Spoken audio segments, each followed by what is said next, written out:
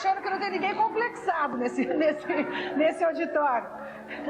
Boa noite para vocês que estão aqui, boa noite para você que está em casa, boa noite, Brasil. A língua do povo não perdoa mesmo. Se o fulano é careca, é aeroporto de mosquito.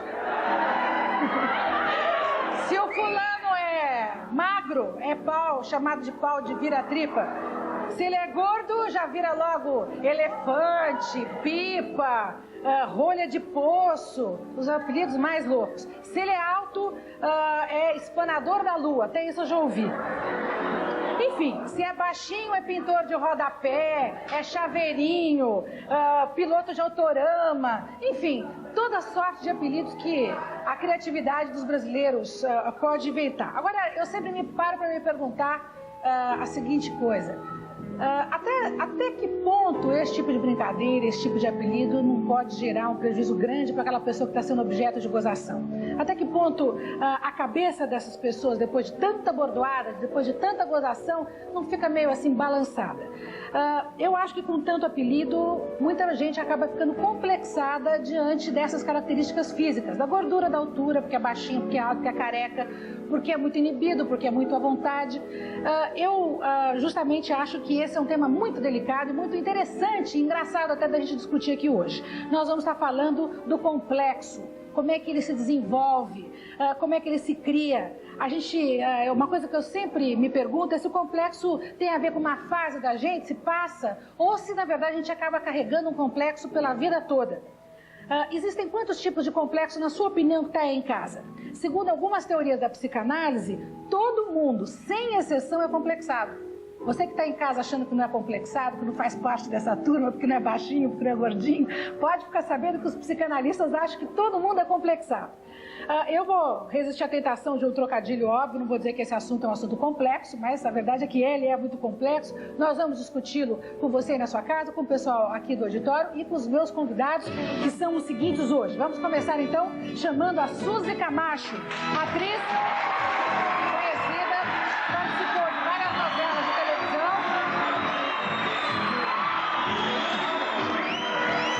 Agora, o que pouca gente sabe é que a Suzy Camacho, além de ser atriz, ela é também psicóloga e já vai estar abrindo um consultório de psicologia, de psiquiatria e vai estar, então, falando hoje no nosso programa dessa questão dos complexos. Só para quem não sabe, a Suzy está no momento estrelando a novela Força do Amor aqui no SBT.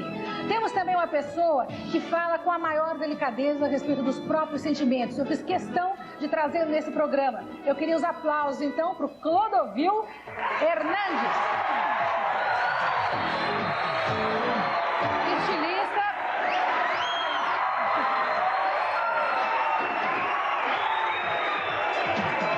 Conhecido aí do público brasileiro pela maneira fluente e franca que ele sempre se coloca e externa suas opiniões. Temos também uma pessoa aqui hoje que é psicanalista, terapeuta, que é o Dr. Fábio Landa. Ele acha...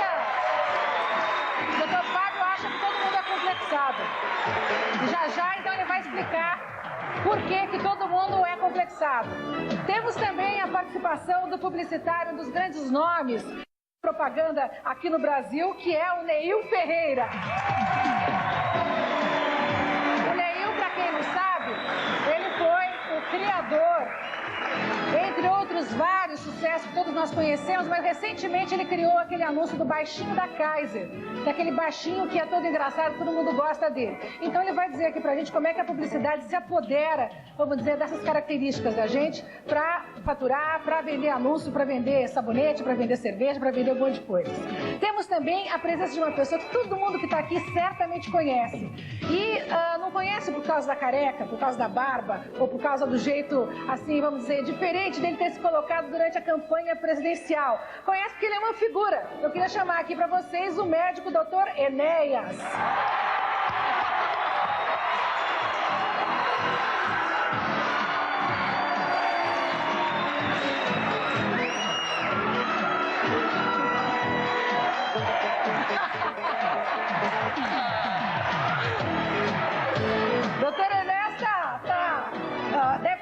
gente nesse momento porque ele está preocupado com o desenvolvimento do PRONA, que é o partido dele, por todo o Brasil. Então a juventude, a moçada aqui, toda está aplaudindo ele, deve estar satisfeito. Temos também nesse programa, que a gente não podia deixar de ter, uma pessoa que entendesse de sexo. Porque você que está em casa sabe, quem está aqui também sabe, que as inseguranças de origem sexual, elas são muito profundas. Então nós convidamos uma sexóloga, que é, na verdade, a primeira sexóloga do Brasil. Uma pessoa que estudou fora, que conhece bastante bem e é muito conhecida de todos os baianos. Nós trouxemos ela lá de Salvador, que é a doutora Gilda Fux.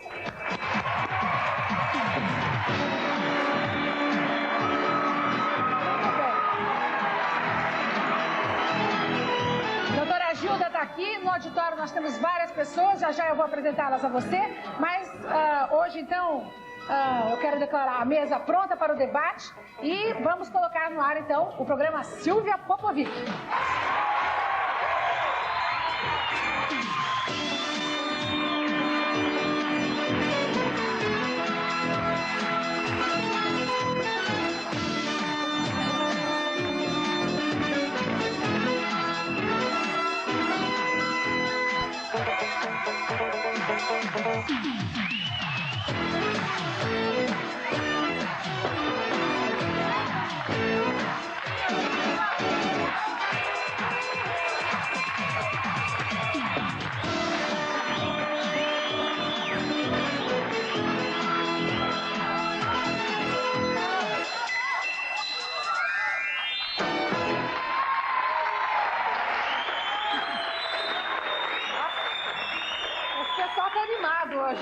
Nossa, eu vou querer conversar com todo mundo aqui, mas antes, deixa eu mostrar os outros convidados aqui da nossa plateia. Em primeiro lugar, rapidamente, porque senão a gente fica mostrando todo mundo, tem aqui o Emil Rached, que foi um campeão. Nossa, olha a altura dele. Além dele ser um herói brasileiro, de ter sido campeão, ele é um homem muito alto. Né, e vai estar falando pra gente como é que é conviver com essa coisa da altura. Temos também aqui a presença de um cabeleireiro que é o Dória. Né, o Dória é conhecido de vocês. E eu sempre... O Dória está justamente mexendo na vasta cabeleira dele e vai falar como é que é ser um cabeleireiro de renome. Aliás, ele que é o meu cabeleireiro, todo mundo sempre pergunta quem é o seu cabeleireiro, mas renome, só que não tem o cabelinho para cuidar. Então, é engraçado isso. Vamos ver como é que ele lida com essa coisa. Temos também aqui a presença da minha colega de televisão e também uma pessoa que é muito simpática, não tive nunca a oportunidade de estar com você mais pessoalmente, que é a Leonor Correia. A Leonor, ela é repórter aqui do SBT, sempre se coloca de uma maneira firme e positiva nas reportagens dela, ela tem uma presença grande de vídeo. E você certamente conhece o irmão dela, que é o Fausto Silva, o Faustão. E uma das surpresas é que a Leonor nunca usou disso para se fazer profissionalmente em primeiro lugar. Quer dizer, a coisa de ser irmã de uma pessoa famosa sempre foi uma coisa que ela tratou de uma maneira específica. E vai estar então falando dessa questão de ser irmã de uma pessoa famosa, da questão de ser gordinha, enfim, vamos estar conversando com a Leonor sobre vários assuntos. Temos também a presença, não podia deixar de ter nesse programa, de um cirurgião plástico. Quanta gente não se sente complexada por causa do nariz, por causa, por mil coisas. Vai no cirurgião plástico, acha que trocando o nariz vai trocar de alma e de repente não dá muito certo, ou às vezes dá certo. Então temos aqui o Luiz Toledo, que vai estar falando pra gente como é que é a expectativa das tantas pessoas que procuram um lugar, um médico plástico para justamente consertar tudo. Certamente nós vamos ter histórias gostosas aqui. Temos também a presença do Ivo Lopes. O Ivo, ele é artista aqui do SBT. É artista do SBT, trabalha no programa do Gugu. Não sei o que o pessoal está berrando aí. É só a plateia lá no fundo. É o pessoal que gosta de você. E o Ivo então vai estar falando pra gente como é que é ser baixinho. Não deve ser fácil. E eu imagino que ser baixinho deva ser tão difícil quanto ser altão. Não é? E nós vamos falar se ele tem algum problema pelo fato de ser baixinho ou não, como é que ele transa esse negócio. Enfim, temos conversa hoje com um monte de gente. Vamos mudar de lado, porque também tem gente aqui do outro lado. Eu fiz questão de convidar aqui um amigo meu, um amigo pessoal, e fora isso ele é o editor da revista Ícaro, que é o Osmar Freitas Júnior, que morou nos Estados Unidos, que é casado com uma americana, que é a Dale, que está aqui, e que eles têm... Tem várias experiências. O Osmar diz que uma das coisas que ele mais não sabe lidar é com uma filhinha loirinha que ele tem, toda bonitinha, toda assim, o símbolo da americana. Ele é todo moreno, com narigão, essa carona assim, bem marcada, ao contrário da Dale. A Dale, por outro lado, fala, como é americana, fala português com um pouquinho de sotaque. Para ela pode ser, às vezes, complicado essa coisa de morar no Brasil. Vamos ver que tipo de complexo, eventualmente, que esse casal pode ter, se é que tem algum complexo. Temos também aqui uma moça da moda, que é a Lauri. Olha que moça mais bonita quando ela soube.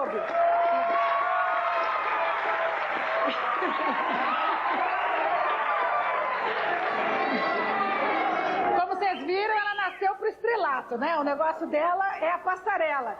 E nós vamos falar, então, como é que é ser negra, como é que as oportunidades para uma mulher como ela acontece ou deixa acontecer. E parece, inclusive, que ela tem umas queixas aí e ela se sente prejudicada por uma série de coisas. Vamos ouvir o depoimento dela. E, por fim, então, aqui de convidado, como vocês viram, nós vamos precisar de 7 horas de programa hoje. Nós temos o queridíssimo Serginho Leite. Olha, o Sérgio é o nosso convidado especial de hoje, porque ele consegue fazer humor sabendo observar a característica da fala de muitas pessoas. E você sabe que tem muita gente que fala nasalado, ou que fala fazendo erro de português, ou que fala puxando R, ou que fala, enfim. Isso muitas vezes é motivo de complexo. E eu imagino que você já deva ter pensado que você vai com uma agulhinha assim, fundo na alma de muita gente. O Dom Paulo, por exemplo, não deve gostar da sua cópia, né? Não sei. Não sei. Em geral eles gostam, né? Ninguém reclama, não. Mas é que eles não têm coragem de reclamar, pois é. né? Devia trazer os imitados, que a gente vai dizer se ficam complexados com a imitação, né? Vamos ver. Mas você acha que você tem um olho vamos dizer, pro lado que seria... diferente das pessoas? Você, inclusive a imitação a gente consegue entrar na pessoa como uma caricatura, assim como um cartunista faz também, que é descobrindo exatamente a pessoa, não o defeito, mas onde ela é mais vulnerável, né? Sim. De repente é por ali que você chega na imitação, pela voz, ou pelo jeito, ou pelo um cacuete, ou pelo... E você não acha cruel essa coisa de ficar botando apelido nos outros, fazendo imitação dos outros? Imitação não, desde que você haja com bom gosto, né? Em termos de conteúdo de texto que você vai colocar, eu acho que não atrapalha não, pelo contrário, eles gostam. E você tem algum complexo, não? Por enquanto não, tô pensando em Você não tem nenhum complexo?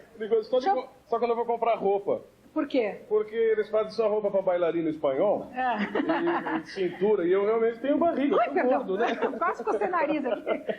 Você não é gordo, não, tá Então, muito elegante. me manda fazer. Deixa eu saber da mulher dele aqui, se ele tem algum... Tânia, tudo bem? Tudo bem. Vem cá. Ele tá dizendo que não tem complexo nenhum. Eu posso acreditar nisso, não? Pode, não tem. Não tem mesmo? Não tem. E ela tem algum complexo, não? Não, é aquelas coisas de mulher, né? Aquela vaidade. Eu não sei se é complexo, não. Acho que é mais pela vaidade do que complexo. Mas você se acha bem, você tá legal, tá tudo Depende direito? da cabeça, né? Tem dia que a gente se acha legal e tem dia que não. Complexo é cabeça. Você acha que é a O dia que cabeça? eu tô bem, eu tô bem. O dia que não tô, qualquer coisa, mesmo que esteja bem, passa num estado. Mas daí não é complexo, então. Daí é só uma cisma que você tem, ó, naquele não, dia. mas o complexo, eu acredito muito que é a cabeça, só. Você acha que é só uma coisa de cabeça? Eu acho. E você? Complexo, como é que você definiria o complexo? Eu coloco a coisa pelo meu ponto de vista, quer dizer, a pessoa é feliz quando ela se realiza profissionalmente, né? Eu acho que a partir daí, se não tiver grilos físicos que a pessoa, né, eventualmente gosta, que aí eu já acho que é mais uma coisa pela vaidade mesmo, eu acho que a pessoa não tem motivo para ser complexada, né? Se você não, o meu pensamento, né? Quando a produção, inclusive, me colocou o assunto, eu pensei exatamente isso. Falei, poxa vida, se você está feliz, se você trabalha contente naquilo que você quer, com as pessoas que você gosta, não sou eu pelo menos não sou complexado. É o que você pensa. Você vai passar o programa aqui, vai ouvir o Dr. Fábio Landa, você vai ver como você é complexado e não sabe. Eu tô sabendo. Senta na nossa cadeira, quem é que vai acompanhar ele? A Mônica, por favor, acompanha o Serginho Leite, senta na nossa cadeira de convidado especial. E então nós vamos fazer o seguinte, nós vamos para os nossos comerciais e a gente volta já então para ouvir todas essas pessoas convidadas e toda a plateia também aqui que está tão participativa hoje. A gente volta já.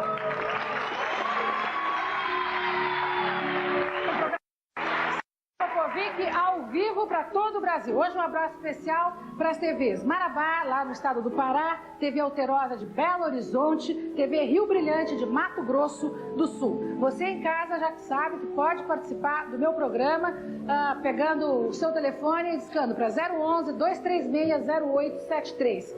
Vou repetir, essas três moças aí estão aí para atender a sua ligação. 011-236-0873. É importante você participar justamente, se você tiver vontade, dando a sua opinião, dizendo o que você pensa a respeito do assunto, que elas anotam e a gente aqui ao longo do programa vai divulgando a sua opinião.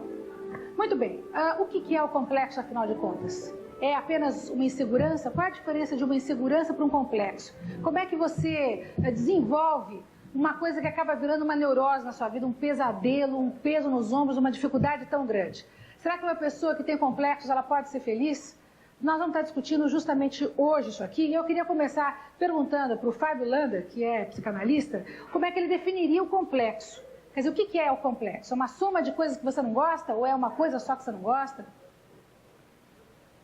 Olha, o complexo a gente poderia pensar que é uma espécie de um comportamento em que eu protesto contra as ofensas que eu sofro. E como nós vivemos numa sociedade em cujas ofensas são muito intensas e muito frequentes, é quase que impensável... Fala um pouquinho mais próximo do microfone, Fábio, senão não dá para te ouvir. É quase que impensável a gente pensar que de alguma maneira exista alguém que não tenha complexos, porque todos nós temos que desenvolver alguma forma de protesto contra as ofensas que a gente recebe. Mas e se você não recebe ofensa nenhuma da vida? Se você está tudo bem, e daí como é que fica? Olha, não receber ofensas da vida é praticamente impossível, porque a sociedade, como nós temos ela organizada, ela é muito insatisfatória. Então, existem muitos aspectos para muita gente cuja vida é muito difícil. Então, necessariamente, eu tenho que desenvolver formas de protesto contra isto. Essas formas de protesto contra isso são os meus complexos. De tal maneira que não existe gente que não esteja protestando contra alguma coisa que já ocorreu consigo mesmo. Bom, então vamos dar nome aos bois. Uma pessoa engorda porque ela está querendo protestar contra desafetos que ela teve. Por exemplo, é uma revolta que a pessoa, vamos dizer, desenvolve para mostrar insatisfação. Seria isso? Sem dúvida nenhuma.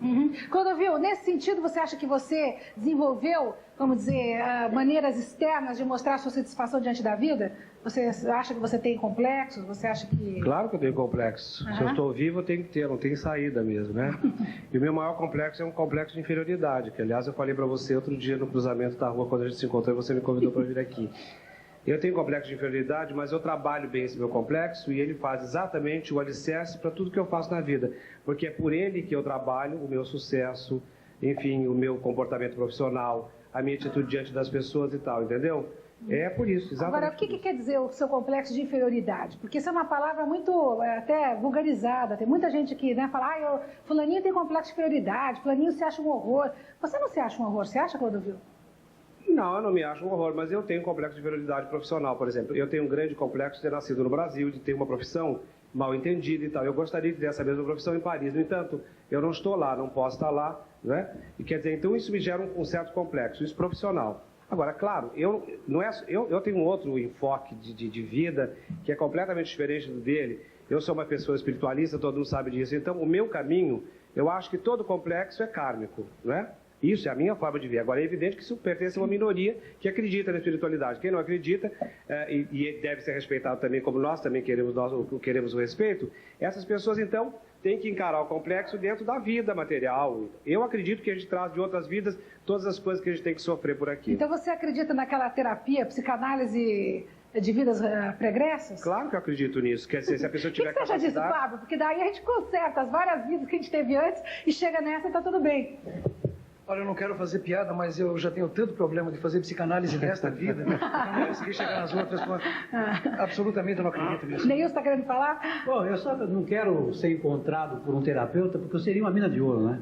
Eu sou, assim, a serra pelada dos terapeutas, né? Por quê, Neilson? Porque eu estou com todos eles muito bem resolvidos, cada um na sua gaveta. Como o doutor Fábio diz assim, que é impensável não ter um complexo qualquer, né? Eu diria que não só é impensável você não tê-los, como você tem cada um deles e cada um deles é imexível. Eu hoje estou curtindo uma bela paranoia. Eu estou me lembrando agora de um artigo que o professor Simons escreveu há uns 2 anos atrás sobre economia. Ele não me conhece, mas ele escreveu para mim. Ele dizia assim: nada impede a um paranoico de ser verdadeiramente perseguido. Eu aqui estou cercado por cobras e na hora que eu sentei, chegou um cantor de rock, né, que é o Dr. Enéas, que foi aplaudido aqui como um craque de futebol.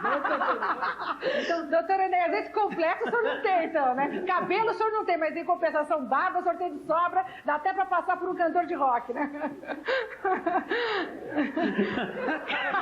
Modestamente. Mas eu só queria colocar mais um, Silvio, né, para ser rápido assim, que assim, eu tenho uma terapeuta em casa que matou a minha. Então não dá para esconder, né? Será, Neil? Acho que nós vamos ter mais tempo de falar. A terapeuta lá de casa diz o seguinte: o teu problema é que na faixa de menininhas que você ataca, elas já estão te chamando de tio. Esse é o problema. Bom. Enéas, você faz sempre sucesso com essa barba negra sua, não? Se a senhora permite, eu queria perguntar para o Dr. Fábio uma questão técnica que me preocupou. O senhor caracterizou o complexo de uma maneira bonita, né, como sendo o resultado dessas agressões que constantemente nos são feitas pela sociedade que a gente vive. E eu não sou especialista como o senhor, estou para aprender com o senhor. Aliás, eu disse antes, eu estou para aprender aqui. Mas, no meu tempo de estudante de medicina e do que eu estudei, eu aprendi que isso era o complexo, essa coisa extremamente complexa, né, que se forma desde cedo. Esse conjunto, esse subsistema da personalidade, seria devido a um conjunto de ideias e representações, algumas reprimidas, outras não. Dá para o senhor desenvolver melhor o que o senhor disse, no sentido de a cada instante eu estar sendo vítima? Por exemplo, eu com 26 anos fiquei careca. Uma hipótese. 26? E como é que o senhor fez? O senhor... Mas eu quero examinar aqui o senhor ficou complexado, né? É essa a questão. Não, mas porque vamos falar, o senhor fala, depois ele interpreta, porque a gente vai ter o programa todo para interpretar. Pelo que eu aprendi na minha época, entende? O que eu quero aprender com o senhor agora, isso era tudo formado na infância. Eram ideias que iam ficando reprimidas, né? A concepção, aliás, Freud é do complexo de Édipo, mas a de inferioridade do Adler depois, quer dizer, e vai ficando na infância, e depois eu fico isso lá reprimido lá dentro de mim, e algumas coisas vinham à tona, outras não. Muito bem. Mas eu quero perguntar para o senhor, aos 26 anos eu já não era mais criança, 26 anos fiquei careca. E nem tinha notado que tinha ficado careca. A gente não nota, a gente não percebe essas coisas. Mas você não era vaidoso? Doutor Enéas, nós temos que abrir o coração desse programa, senão fica sem graça. Aos 26 anos, o senhor não notar que ficou careca? Não era completamente, não era isso que está aqui, não. Era razoavelmente careca, não era completamente. Não era tão careca. Não, entradas e saídas. Aí, eu estava dirigindo certa feita, meu carro na rua, e eu vi os garotos gritarem assim, deixa o careca passar, e eu olhei para o lado. Quer dizer, a percepção exata eu não tinha da calvície. Quer dizer, então, isso, claro, que dá um mal-estar tremendo. Não conheço um careca que gosta, dizer que gosta. Não gosto. Eu pergunto ao senhor, isso pode ser definido, então, a partir dessa faixa, esse mal-estar, essa necessidade, isso seria, na concepção que o senhor apresentou ao complexo? O senhor responde em 14 segundos, hein? 14 segundos. O tempo que ele teve para ser candidato a presidente da República. Em 14 segundos, Fábio. É uma profunda maldade dos congressistas. Depois eu vou querer saber do doutor Enéas se ele deixou essa barbona toda para compensar a falta de cabelo. Porque é tradicional. Você vê que o Dória aqui também. É uma migração. É careca. Eles migraram. Essa é uma questão de migração. Tem uma piada do doutor Enéas que saiu na época da campanha lá em Brasília, que diziam que o senhor tinha tirado a fotografia ao contrário, né? Que o senhor era no contrário, o seu cabelo era parecido.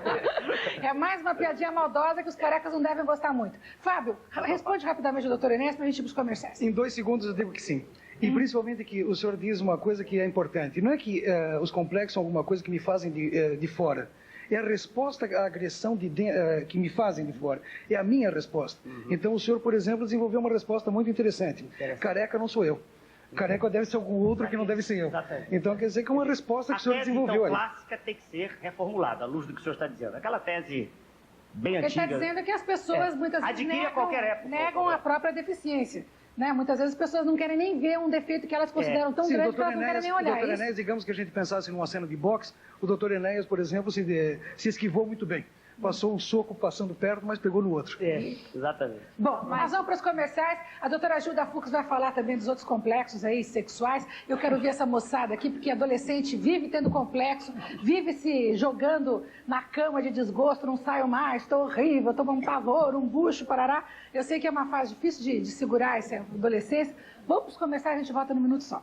Quero fazer um programa aqui. Agora, no meio do comercial, estava querendo achar algum adolescente dessas duas escolas aqui que tivesse espinho no rosto. Eu quase deu taquicardia, quase que eu tenho que chamar o doutor Enéas para cuidar aqui das jovens. Tamanho medo de falar na televisão. Isso, sem dúvida, tem a ver muito com o momento de insegurança, de mostrar cara, de não se achar tão bonita quanto gostaria de ser. E, de repente, eu achei um menino aqui, ó. Vem cá, por favor. O Surfmore, que é um bonitão, altão. É típico...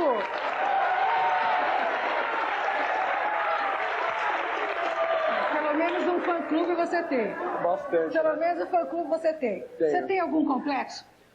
Que eu saiba não, né? Mas você, por exemplo, o que você tem você que você não gosta? Eu tô vendo que você é um típico adolescente, seu nariz está grande, seu rosto ainda não cresceu. É típico, ó. Você tá com umas espinhas no rosto, você tá com um bração grande, você tá assim, crescendo. Né? Que eles não falam mesmo, é da idade, né? É da idade. É uma idade que acho que todo adolescente é complexado, né? De alguma coisa. De alguma. É mentira se falar que não é. Certo, então é tudo mentiroso aqui que tá fingindo que tá numa boa. Não, é tudo mentiroso. E como é que você transa com os seus defeitos? Como é que você transa com as coisas que você não gosta em você? Por exemplo, ter orelha grande ou ter nariz, não sei de que jeito. Não tô dizendo que você tem, não. Tô falando que é coisa que na adolescência a gente cisma, que Deus me livre, que é difícil segurar. Eu acho que do mesmo jeito que todo mundo, né? Você... Sofre. Não é sofrer. Você tem que esquecer e achar outra coisa que você goste em você. Bonito isso. Essa é uma bela de uma saída, viu? Achei bom, achei bom. Deixa eu ver aqui uma outra menina aqui, que tinha aqui uma menina bonitinha. Vem cá falar comigo. Vem cá. Você é super bonitinha.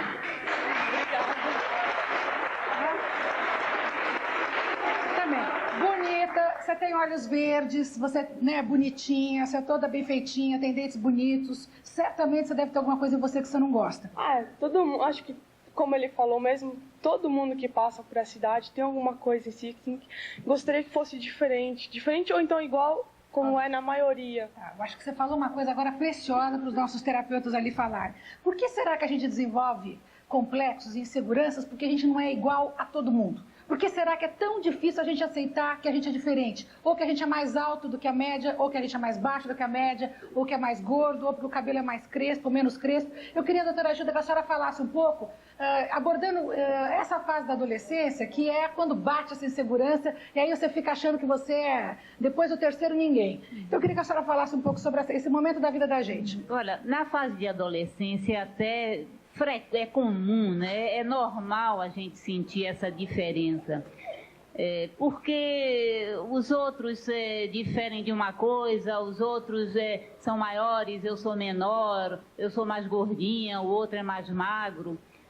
Por aí, tudo muito bem. Mas eu queria até interromper meus amigos quando eles estavam falando, porque se pintou a história como todo mundo sendo mesmo complexado. E eu não encontro isso assim tanto, apesar de trabalhar numa área, que é uma área que, eu diria, muita gente é complexada, mas, de uma maneira geral, eu acho que há exceções. Eu estou vendo ali um rapazinho balançando a cabeça, né? O nosso amigo ali... Baixinho. O Baixinho, o nome dele não é Baixinho, né? If. E ele é diferente dos outros e realmente eu acredito que você passe muito bem, você não tenha nenhuma discrepância nisso, né? Pode ser até... Você não tem nenhuma discrepância, não? Não, fica até em pé, né? Você então, você vê, você tá ficando em pé, todo mundo fica em pé, isso é verdade, só que ninguém fica em cima da cadeira, e você ficou. Não, né? mas aqui para poder a gente falar um pouco, né? Bom, graças a Deus eu amo o meu tamanho, né? Fala gosto a verdade. dele, não, sinceramente. Fala do coração, porque... Tô falando do coração. É que nem eu falei pra você lá, se de repente eu fosse até um cara alto, grande, eu não seria tão feliz que nem eu sou do meu tamanho. Eu amo o meu tamanho. Sabe? Ele, pra mim... Veja bem, Silvia, eu acho que ele conseguiu desenvolver... Eu tenho até uma brincadeira, né, que os amigos falam assim, e aí, você não vai crescer? Eu digo, não, se eu crescer, perco o emprego, né? Bom, porque você é artista, você trabalhou já como palhaço, você usa o seu tamanho, vamos dizer, você usa de uma deficiência sua como uma coisa boa. Quer dizer, essa é uma maneira de elaborar o complexo? Eu acho, sabe, várias pessoas assim, né, porque tem um pé mais alto que o outro, uma perna, um braço, vai deixar de andar ou então de ser bonito. O importante é viver, entende? O importante é você estar vivo. A vida é a coisa maravilhosa. Sabe? Tá vendo? Ele achou uma compensação, ele achou um caminho para se realizar. Não interessa as maneiras pelas quais ele encontrou esse caminho. O que interessa é que ele está se sentindo bem.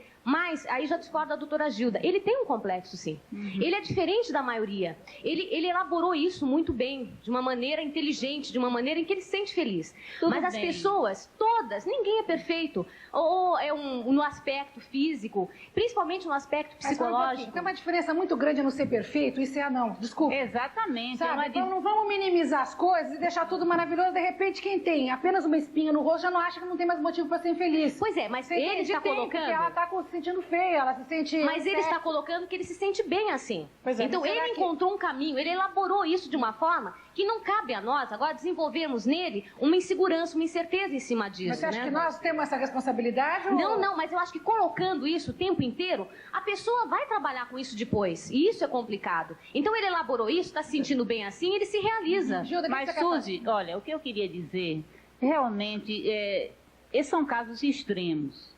Né? Tudo bem que entram os mecanismos de defesa, que a gente elabora as nossas coisas, mas há pessoas que não se sentem mal, que não são assim tão... não sentem, né? não tem alguma coisa de tão diferente. Né? Sim, sem dúvida. Mas olha, existe um complexo, não digo só no aspecto físico, mas a timidez, a gagueira, meu Deus, é uma coisa tão constante. O que é gagueira? É aquele espaço que a gente tem de pensar em alguma coisa, então a gente gagueja. Tem pessoas que são tão inseguras, que não sabem elaborar isso, que constantemente gaguejam e depois ficam mais inseguras ainda e acabam não falando. Então, isso também vem a ser um complexo. Não é só no aspecto físico. Acho que a gente está se ligando muito no aspecto físico aqui. Os complexos mais complexos mesmo, os complexos que a gente vê... de serem resolvidos? Exatamente. São os psicológicos. Aquela maneira que você tem de... A timidez. Só que muitas vezes uma coisa física se desenvolve uma questão psicológica. Sem dúvida. É um problema, né? Sem dúvida. Então, por isso que é recomendado sempre uma cirurgia plástica quando a pessoa não está se sentindo bem fisicamente. Por quê? Ela se torna retraída, ela passa a ter problemas de relacionamento. Aí vamos deixar quem entende da área mesmo falar, né? Eu queria que você explicasse como é que esse tipo de pessoa que se sente descontente com o aspecto físico deles, como é que eles vão procurar um cirurgião plástico? Bom, nós cirurgiões plásticos somos artesãos. Nós procuramos duas coisas, a normalidade e, dentro do possível, a beleza. Então, a pessoa que se sente desajustada por um problema físico, ela tem duas opções. Ou ela se torna uma Bárbara Streisand na vida, ela compensa aquele defeito com uma voz maravilhosa e fala, eu tenho um nariz grande, mas eu vou continuar com o meu nariz grande a vida toda. No caso da barba do Enéas, por exemplo. Ou então ela procura entrar naquela normalidade e não querer ser chamada de nariguda, ou de careca, ou de barbuda. Ela quer entrar na normalidade. Aí ela procura um cirurgião plástico que é um trabalho manual. Eu conheço muita gente que mudou de personalidade depois que fez cirurgia plástica. Em geral, para melhor. Para melhor, mudou, se sentiu menos agressivo, de repente parou de agredir o mundo, de repente transou melhor o próprio corpo e resolveu. Agora tem muita gente satisfeita também, que acha que o cirurgião plástico tem o poder mágico de mudar a personalidade. Isso não é Eu acredito que o cirurgião plástico tem que ter tem que saber, esse lado psicológico, de saber quando ele vai poder atuar na parte física e fazer com que a pessoa encontre no espelho a sua imagem interior, que é isso que todo mundo procura. Certo. Isso é possível fazer, doutor Fábio? O senhor, com a sua experiência de análise, o senhor acredita que a troca, vamos dizer, a tirada de uma orelha abanuda, ou o nariz que a pessoa não curte e tudo mais, isso pode muitas vezes economizar muitos anos de terapia, não? Olha, pode, mas pelo raciocínio ao contrário. Quer dizer, em vez da pessoa buscar normalidade, que ela busque ficar cada vez mais diferente daquilo que ela não gosta. Quer dizer, eu acho que o processo de vida é a gente ficando cada vez mais diferente na medida que a gente vai crescendo. Então a gente é bebê, criança, adolescente, adulto, uma coisa desse tipo. Se uma pessoa não gosta e não consegue mudar alguma coisa em si, eu acho que ela deve recorrer à cirurgia plástica. Mas não para ficar igual às outras pessoas, mas para ficar mais parecida com aquilo que ela deseja ser. Com aquilo que ela deseja ser. É isso que a gente fala, Serginho. Tá no ar mesmo? Tá no ar. Eu acho que isso... só fala de vez em quando, mas você pode falar. Não, é que eu já queria fazer essa intervenção na outra vez e agora o Dr. Fábio me deu essa deixa de novo. Tudo isso vai desembocar na felicidade, aquilo que eu falei no começo, quer dizer, a pessoa tem que se sentir feliz.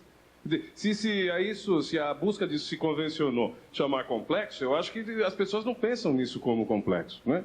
É claro que eles chamam como complexo porque eles vivem disso, afinal de contas, mas quando a pessoa vive feliz, desaparece tudo.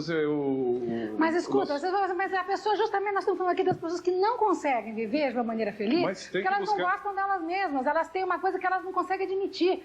Por que eu dei o azar de ser tão nariguda? Por que eu fui nascer desse jeito? Eu já ouvi depoimentos de adolescentes que era uma coisa que você fala, meu Deus do céu, que dó. Agora, por que isso? Porque eles não aceitam. Não, então eles vão desenvolvendo uma insegurança diante daquela deficiência que eles acham que é deficiência. Mas por causa dos amigos, eles buscam o quê? Serem aceitos por aquela sociedade que eles iguais convivem. aos outros. Então, mas por aquela sociedade, por quê? Eles passam a ser discriminados. Eles passam a se chamar de narigudo, de orelhudo. Enfim, eles querem ser aceitos pelos amigos. E aí vão desenvolvendo isso que depois, futuramente, fica muito mais difícil de resolver. Olha, mas só que eu queria acrescentar uma coisa. Que a questão de tentar sermos iguais, eu creio que é um grande problema. Porque nós vivemos numa sociedade em que a gente tolera pessimamente as diferenças. Então a gente tenta ser normal. Então tentar ser normal quer dizer, é tentar ter uma cara de todos e de ninguém. E isso verdadeiramente me parece um massacre absolutamente inominável. Por exemplo, eu quero recorrer aqui a um filme chamado Sociedade dos Poetas Mortos, em que se trata exatamente disso, de ensinar cada pessoa a ser diferente de todas as demais. Tem gente, inclusive, que tira partido disso. Eu acho que o doutor Ernesto tirou partido disso da campanha presidencial. Nós vamos para os comerciais, ele vai falar como é que ele se aproveitou justamente de ter uma imagem diferenciada dos demais candidatos para ganhar votos e para fazer a carreira dele, que está indo de vento em popa. Não médica, mas política. A gente volta num minuto só depois dos comerciais. Não apenas médica. Que levou para todo o Brasil, através de 52 emissoras do Sistema Brasileiro de Televisão. Hoje nós estamos falando dos complexos, das inseguranças, e antes dos comerciais eu estava dizendo que o doutor Enéas, de certa maneira, se aproveitou da diferença para conquistar a atenção das pessoas na última eleição presidencial. Antes dele falar, tem uma outra pessoa que se aproveitou, vamos dizer, de um dote físico diferenciado para fazer uma carreira esportista e, na verdade, de muito sucesso, né? Participou da seleção brasileira de basquete, que é o Emil Rached. Emil, você pode se levantar, por favor? Pois não. No seu caso, talvez você devesse ficar sentado, né? Eu seguro o microfone para você, ponto de honra para mim. Emil, só para saber uma coisinha. Vamos lá. Se o pessoal fizer silêncio, fica mais fácil. Você tem 2,20 metros de altura. 2,20 metros. Isso certamente deve ter te trazido dificuldades na vida. De fato, surgiram muitas dificuldades. Agora, existem pequenos pormenores. Por exemplo, vocês estão achando que eu sou alto. Eu, na realidade, sou normal. Vocês é que são anormais. Veja bem, o homem convencionou que o metro tem que ter 100 centímetros, que cada centímetro cúbico de sangue deve ter 4.000 a 5.000 hemácias, que o litro tem que ter 1.000 mililitros. Eu convencionei que a minha estatura é normal com 2,20 metros. Vocês são anão. Anões. Eu acho que a gente é pigmeu, viu? Estou começando a achar aqui que... Não, mas deixando a brincadeira de lado, realmente eu tive problemas de adaptação. Problemas esses que eu resolvi através eu diria, uma autoanálise. E eu cheguei em determinado ponto da minha vida em que uma encruzilhada. Ou eu me acostumo com o mundo, ou o mundo se acostuma comigo. Então eu cheguei à conclusão que é melhor, mais fácil eu me acostumar com o mundo, né? Você parou de brigar, vamos dizer, com o fato de ser diferente. E a partir do momento que eu passei a utilizar aquilo que Deus me deu em meu próprio benefício, eu passei a ser feliz. Tá vendo? Você foi jogar basquete, você foi fazer o que você achava que podia fazer. Jogar basquete, ser ator de televisão e outras coisas mais. Agora não é chato andar na rua, por exemplo, as pessoas todas olham, ou tem risadinhas assim maliciosas. O que você responde para as pessoas? Silvia, é muito difícil ser diferente aqui no Brasil. Suponhamos que você desça a Rua Augusta de biquíni daqueles bem pequenininho. Para, Rua Augusta. Exatamente. A mesma coisa eu me sinto quando eu estou na rua, mas eu me adaptei ao meio. Agora, por outro lado, eu gostaria inclusive de questionar o Dr. Fábio com relação à definição de complexo. Eu acho que complexo está muito relacionado com inveja. A pessoa inveja aquela pessoa que ela tem os olhos mais bonitos ou que tem um nariz melhor que ele. Certo? Está sempre associado. Então você se mete de complexo com de inveja. Você gostaria de ser que nem o outro. Exatamente. A pessoa passa a se comparar com outras que tenha talvez um predicado a mais que ela não possui. Quer dizer que você acha que, de certa maneira, as pessoas complexadas elas são invejosas sempre ou não? E de uma maneira geral, sim. Será que o pessoal concorda aí na mesa? O que vocês acham disso? O complexado geralmente é invejoso. Clodovil, você acha isso? Não, eu não acho. Quer dizer, mas é o meu ponto de vista, eu respeito o ponto de vista dele. O que eu acho é o seguinte, que nós, na verdade, temos duas vidas. Uma como a gente é obrigado a viver e outra como a gente gostaria de viver. Isso acontece com todo ser humano. Ninguém está contente consigo mesmo. Em várias situações, por vários motivos, né? Agora, eu acredito nessa coisa de... Até desaprendi de fazer televisão, você viu? Eu fico falando com você e esqueço da câmera, realmente. Mas acontece o seguinte, eu acho que todos nós não nos conhecemos. Quem conhece a gente é o semelhante. A gente tem da gente uma ideia, um reflexo de espelho, uma fotografia, um tape, mas isso não é verdade. Todas as posições são invertidas, né? E se a gente pudesse transcender e se enxergar, a matéria estaria inerte. Porque até agora só se falou na matéria, mas não se fala daquilo que segura a matéria aqui, que é exatamente a nossa força interior, essa luz toda. Então nós nunca nos veremos, quem nos enxerga é o semelhante. É por isso que a gente se apoia nas coisas dos outros, achando que as nossas podem ser arrumadas, porque na verdade nós queremos viver feliz com os outros, né? Porque é um processo de estar no meio da humanidade mesmo. Agora, se não estiver bem dentro de si mesmo, é impossível que isso aconteça. Isto é o meu ponto de vista sempre. Eu não quero discutir, não quero discordar de ninguém. Foi muito difícil encontrar os meus apoios para poder viver melhor. Quer dizer, eu acho que cada um pode encontrar o seu, desde que acredite em si mesmo e que acredite que tudo aqui é transitório, que tudo que se fala é subjetivo. O que o senhor acha disso que o Clodovil está dizendo? Eu respeito as convicções, né? O senhor Clodovil, inclusive sobre a vida extraterrena, é algo que tem que ser respeitado. Eu acredito que não há nem condição aqui de se discutir isso. É uma condição que tem que ser respeitada. Eu não teria a menor condição de discutir isso. Eu não sei se há outra vida e não acredito, não conheço ninguém. Não. Eu também não sei. Não, mas eu estou respeitando. Deixa eu dizer o seguinte, claro. A questão da paranormalidade é assunto do nosso programa semana que vem. Então hoje vamos ficar aqui mais... Agora, se a senhora já me deu a palavra, eu queria responder a questão inicial do doutor Fábio. Eu estou totalmente de acordo quanto à posição apontada, quanto ao argumento aduzido por ele, no que concerne a necessidade de ser comum. A senhora há de convir que hoje existe uma tendência normal num país como o nosso, em que a educação foi relegada ao nível resto do chão, de todo mundo querer ser igual aos outros. Eu estou totalmente de acordo com ele. Evolução é sinônimo de diferenciação. Evolução é sinônimo, faz com que cada indivíduo consiga trazer de dentro de si, para fora, para o exterior, aquilo que ele tem de melhor. Ora, veja a senhora perguntou a que é que eu atribuía, se era o fato de ser diferente, o que eu consegui com os 15 segundos. Pode ser, personalidade é algo extremamente complexo. Personalidade é a soma de tudo que o indivíduo tem e que faz com que ele se comporte de uma forma e não de outra. A personalidade é única do indivíduo. Mas eu não diria que é só a careca, só a barba. É um conjunto, é um modo de falar. É só para terminar, um modo de falar, uma segurança que a gente transmite quando fala, a maneira de trazer para o exterior a sua verdade própria. Mas, doutora Inés, era uma coisa insólita. A senhora aparecia na televisão e falava, meu nome é Inés. Não, dona Silva, mas eu não dizia meu nome só.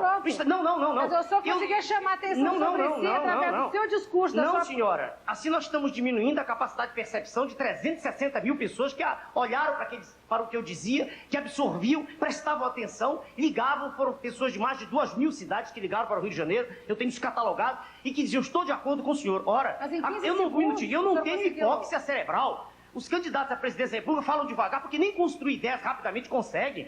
Eu planejava aquilo, não lia nada na frente, vídeo, nada, e falava 3, 4, 5, 6 palavras por segundo, e havia pessoas atentas, crianças que são normalmente mais atentas que os adultos, decoravam os textos. Quantas de tão rápidos? Agora, doutora Enéas, só uma perguntinha. Ele falou, né, em 15 segundos... 14, eu deixava meio segundo antes. Em cada segundo o senhor falava 4, 5 palavras. Exatamente. Agora, o senhor acha que o eleitor tem capacidade de aprender tudo isso e guardar, entender que o senhor tem a capacidade de transmitir? Isso é um outro caso. É indiscutível. Agora, Aí é indiscutível. Ele captar, o senhor acha é indiscutível que eu transmiti. Então o senhor concorda que o senhor fez realmente esse sucesso que eu tenho uma diferenciação, não há dúvida. Peraí, só um minutinho.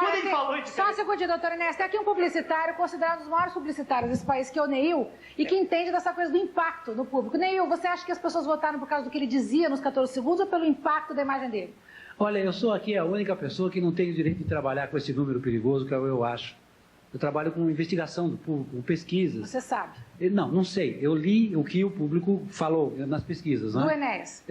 Não só do Enéas, mas desse negócio das pessoas se juntarem em tribos para serem iguais, e no momento que elas se juntam em tribos para serem iguais, elas querem, exigem um tratamento diferenciado, quase que individualizado. Cada pessoa, eu trabalho em publicidade, e cada pessoa diz para a gente nas pesquisas, porque é um trabalho de mão dupla, que elas querem ser tratadas como indivíduos, diferenciados e diferentes. Agora, na época da eleição, eu não tenho a menor dúvida, a gente recolheu o que passou do programa do Dr. Enéas, o que passou naquela época, na realidade, foi um folclore. Eu não tenho dúvida disso. Hoje ele tem um partido organizado, tem uma carreira que está desbravada, tem uma personalidade que discute ética, mas naquele momento ele recebeu uma leitura... A senhora permite? Por que o senhor, que é diretor de uma agência de publicidade, convidou-me na época para fazer para comercial para o senhor? Pelo folclore. Mas, exatamente pelo folclore. Veja o senhor, um minutinho. É o modo como o senhor vê. Não, é o modo o senhor como não se acha assim diferente? Não é questão de achar. Quando eu falo, as pessoas ouvem. Por quê? Por causa da minha careca? Da barba? Se eu falo no posto de gasolina, as pessoas ouvem. Eu falo numa universidade, as pessoas ouvem. Eu falei agora aqui há poucos dias na academia para 1000 professores de ginástica, eles ouviram. Sim. Eu falo sobre assuntos de natureza científica. Não, mas o senhor abriu um espaço para as pessoas ouvirem o senhor, porque senão ninguém ouviria um médico. Mesmo que o senhor seja um médico renomado, ninguém ouviu um médico renomado para falar de assuntos do país. Eu não falei medicina, senhora. Pois é, não foi fazer congresso de medicina. Não, ele foi lá porque é o talento dele, é o barato dele. Eu estudei bastante. Olha, é o seguinte, só um minutinho. Eu sei que o senhor estudou muito sobre medicina. Não. Eu estudei filosofia, estudei ciência, por favor. Fiz ciências exatas. Não quis ofendê-lo, mas nós estamos aqui falando de como é que as pessoas... Eu não sou semi-analfabeto como os candidatos a presidente da República são. Não, em momento algum disse isso aqui. Eu só estou dizendo que o senhor se aproveitou. Eu dizia na tela, senhora. Se a senhora me chamou, eu estou dizendo a mesma coisa aqui. O senhor se aproveitou em 14 segundos para chamar a atenção do Brasil. Do meu preparo e da capacidade de falar e do português. Doutor Enéas, o senhor tinha 14 segundos. Mas eu sou capaz de exprimir. Eles não são, o problema não é meu, é deles. Então tá bom. Olha, eu não tenho hipóxia cerebral. Deixa eu fazer uma coisa aqui.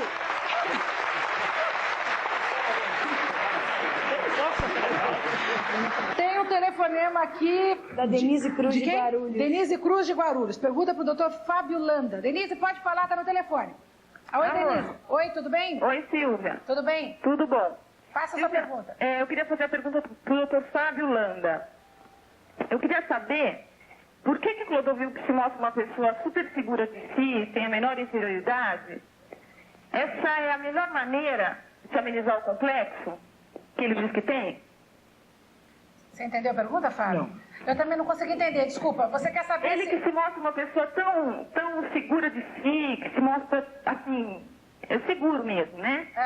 Por que esse complexo de inferioridade? Ele se mostra uma pessoa inferior.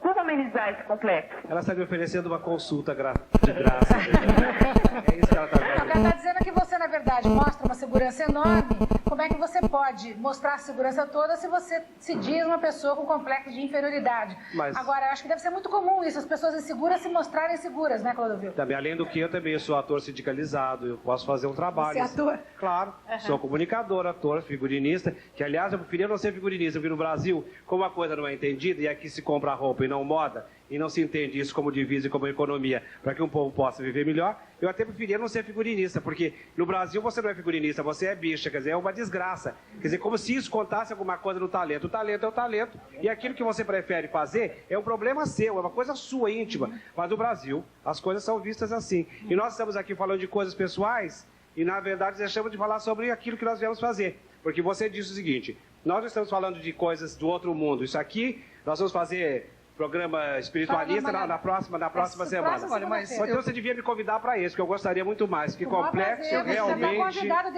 Eu não tenho paciência para complexo. Deixa eu só dizer uma coisa em um segundo. Eu não, porque não resolve nada. O que me adianta viver sofrendo com os meus complexos? Ora, se quando eu tinha 11 anos de idade, eu soube que era filho adotivo, eu nunca perguntei para o meu pai se era verdade ou mentira. Depois eu vi meu pai numa situação, digamos assim, que para todo mundo seria normal, uma relação sexual do meu pai. E eu nunca o desrespeitei por isso, nem quando ele me cobrou um comportamento que fosse parecido com o de todo mundo. Eu só posso viver a minha vida, não a vida dos outros. A minha vida tem que ser vivida não incomodando o alheio. Eu acho que esse é o grande lance. Olha, eu queria dizer só uma coisa. Tem pessoas que acham que, em função do seu comportamento, o fato de você ser homossexual, por exemplo, tem pessoas que acham que se incomoda. E se eu não sei, como é que você pode afirmar? Eu estou dizendo que eu sei que também não sei. Eu não acho isso, mas eu sei que tem várias pessoas que têm preconceito a respeito dos comportamentos diferenciados. Mas tem uma coisa lá atrás que eu acho que o Emil falou, que eu acho que a gente deixou passar, e eu estou pedindo a palavra para não deixar passar. O Emil falou uma palavra que eu creio que a gente deveria voltar aqui, que é a questão da inveja. Porque eu acho que na questão das escolhas e na questão da gente ser diferente, a gente suporta uma tal carga de agressão contra si mesmo que efetivamente é admirável. Então, por exemplo, o nosso colega aqui, que é um pouco mais baixinho, ou então Emil, que é um pouco mais alto, então o doutor Enéas, ou então mesmo o Clodovil, eu, inclusive, qualquer pessoa... Ainda bem, né? Eu estava vendo que ele estava se colocando de fora, a gente ia ficar preocupada. Eu também não estava gostando. Ele é branco e eu é azul, né? Ele só não falou mal da apresentadora. Eu sei dos meus podres. Eu sei que você tem muitos, todo mundo tem. Então eu queria dizer só que parece que cada vez que a gente tem a coragem de efetuar uma escolha, e parece que cada vez que a gente tem a coragem de ter uma cara pessoal, uma cara particular, uma cara única, a gente suporta uma tal agressão que é uma coisa infernal. Então, por exemplo, eu acho que o ridículo, por exemplo, que no começo da campanha o doutor Enéas suportou, eu acho que é uma coisa efetivamente que o doutor Enéas ter suportado isto, é uma coisa efetivamente admirável. Mas eu quero a minha consulta. Eu vou atender. Só para terminar uma coisa. Eu quero a minha consulta de graça aqui, não vou deixar barato. Agora, então, respondendo para a Denise, eu acho que a Denise fornece um gancho que é um gancho importante. E juntando aquilo que a Denise fala com aquilo que o Emil falou, eu acho que a inveja é de parte a parte. Cada vez que uma pessoa tem a coragem de diferenciar-se, ela suscita nos demais uma tal pressão para que ela fique igual, que os outros invejam ela porque ela está crescendo. Então as pessoas ao redor exigem que ela não cresça tanto quanto ela está crescendo. Igualdade é sinônimo de mediocridade, tudo igual. Igualdade é sinônimo de mediocridade. Todos conservados primitivos. Todos. E as pessoas exigem que as pessoas todas sejam medíocres e, portanto, dão até uma conotação interessante. Somos todos normais. Exato. Este normal quer dizer, não tem o cara direito próprio. que é normal.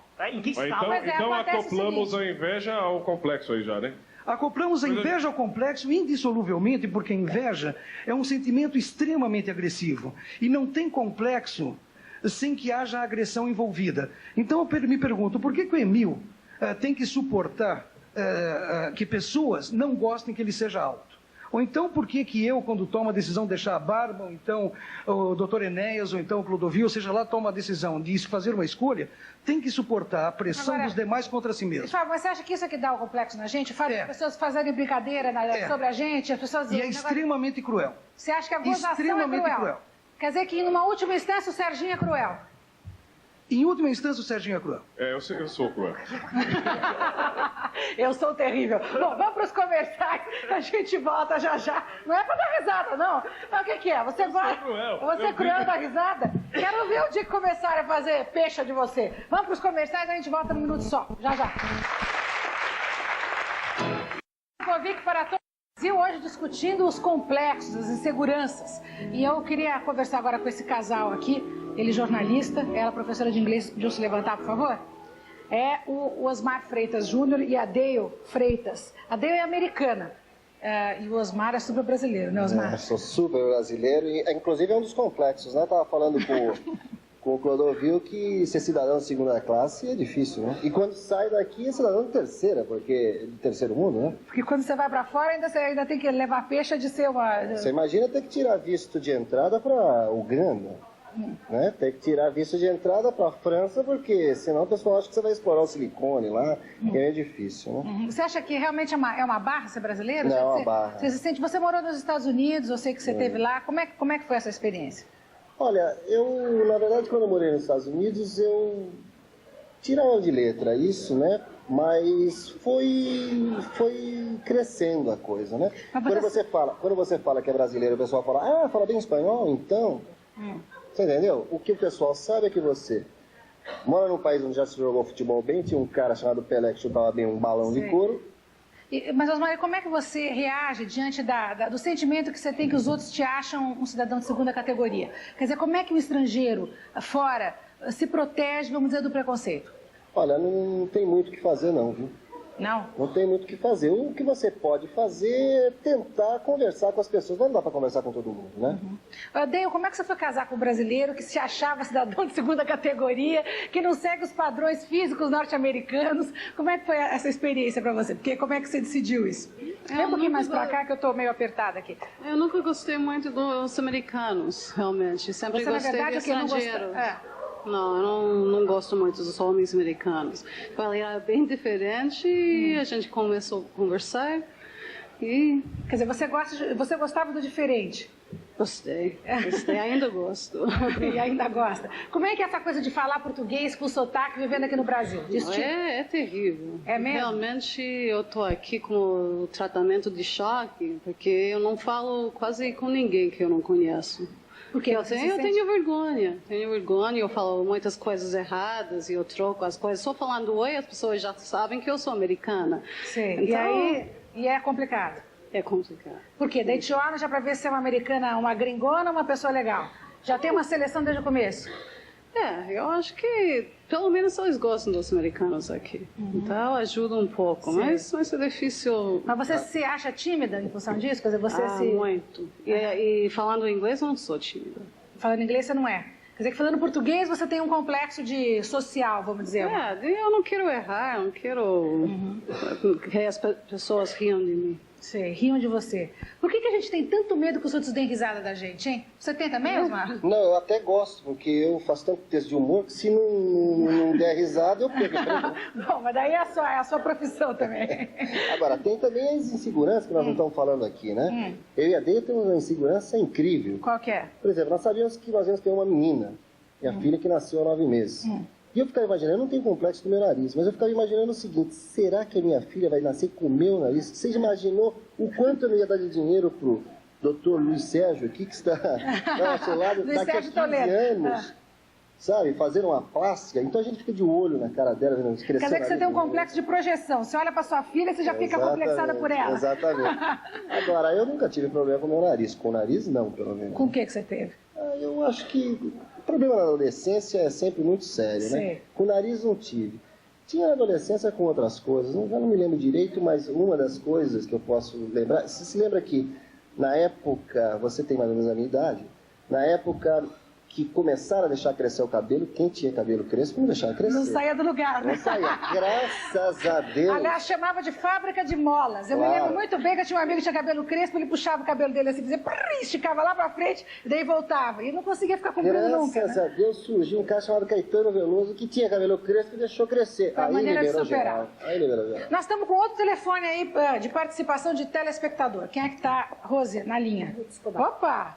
Olha aí, a candidata, a deputada Ruth Escobar. Ruth, você escreveu um livro muito interessante falando de problemas, um livro sobre a sua vida, falando de uma série de inseguranças suas. Que bom que você está na linha, tudo bem? Tudo bem. Estou adorando o teu programa, está fascinante, estou com pena não estar aí, viu? Que pena mesmo. Eu estava ficando complexada, tantos complexos, mas depois que vi os complexos dos outros, eu também me descomplexando. Ô, Ruth, eu queria que você falasse um pouco das inseguranças que você teve de lidar na vida. Eu sei que você tem algumas coisas que você coloca no seu livro, portanto elas são públicas, que eu queria que você falasse aqui como é que você enfrenta essas coisas. Você tirou de letra, né? Não, o primeiro complexo enorme que eu tive foi o complexo de ser filha de pai incógnito, o dia que eu descobri isso, né? E eu acho que essa questão de ser filha de pai incógnito tocou praticamente toda a minha vida. Foi uma sorte que me aconteceu, porque eu virei uma guerreira para lutar contra esse complexo de inferioridade, que acabou se transformando num complexo de superioridade, igualzinho ao Clodovil. Depois eu cheguei no Brasil e fiquei complexo de ser portuguesa. As pessoas imitavam o meu sotaque, eu ficava grilada pra caramba, né? Até porque português é tudo dono de boteco, tinha piada de português, né? Daí eu queria ser uma intelectual. Até que eu descobri que eu não precisava ser intelectual, bastava ser eu mesma, isso era legal, né? Depois eu tive um dia um problema sério, quando as pessoas descobriram que souberam que eu usava peruca, né? Eu tive um problema as pessoas começaram a falar disso de uma maneira maldosa, né?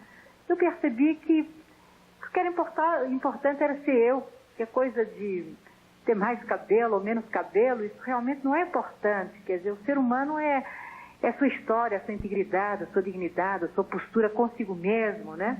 E como é que você conseguiu enfrentar, encarar essas coisas todas e entender o mundo dessa maneira? Porque é uma maneira bastante adulta essa, né? Descomplexada, justamente, resolvida. Quer dizer, você quando assumiu todo o seu jeito de ser, aí você passou a ser feliz. Eu não sei se eu passei a ser feliz. Eu acho que eu passei a ser uma pessoa mais alinhada comigo mesma, uma pessoa mais equilibrada, uma pessoa mais sensata e uma pessoa mais generosa com os outros. Eu acho que isso é muito importante. Ou seja, a questão da inveja também no seu caso diminuiu, vamos dizer, é o que estava sendo colocado aqui. Eu não sei, às vezes eu acho que eu tinha mais uma coisa, talvez até que é pior que a inveja, que às vezes era um certo ressentimento, não? Porque você, um pouco como disse aí, acho que foi o Fábio Landa, quer dizer, você se projeta nos outros, né? E você, de repente, acha que a imagem dos outros é a imagem ideal para você, porque você não consegue se reconhecer em você mesmo. Você não consegue se enxergar, você não tem o reconhecimento de você. Você sempre é movido pelo que o exterior exige de você, pelo que a imagem pública, para mim que sou uma imagem pública, o que os outros acham que você deve ser.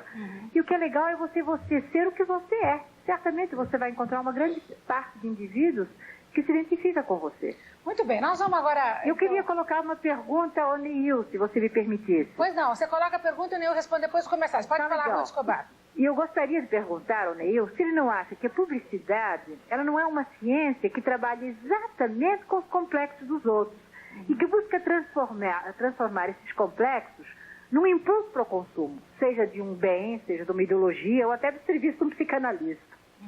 Muito bem, o Neil vai responder depois dos comerciais. Eu queria agradecer a sua presença e desejar sucesso na sua campanha aí nessas eleições, tá bom, Ruth? Deputada Federal.